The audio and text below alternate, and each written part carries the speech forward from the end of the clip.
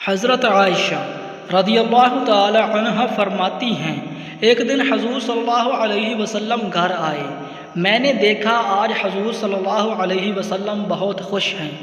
حضور صلی اللہ علیہ وسلم جلدی میں کوئی چیز اٹھا کر جانے لگے تو میں نے راستہ روک لیا کہ میں نے نہیں جانے دینا۔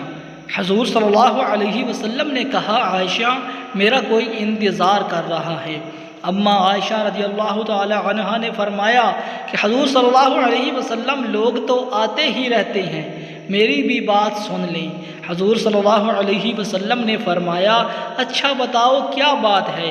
تو حضرت عائشہ رضی اللہ تعالی عنہا نے بتایا کہ مجھے میرے والد نے کہا تھا، جس دن حضور صلی اللہ علیہ وسلم کو خوش دیکھو تو میری اور اپنی بخشش کی دعا کروانا۔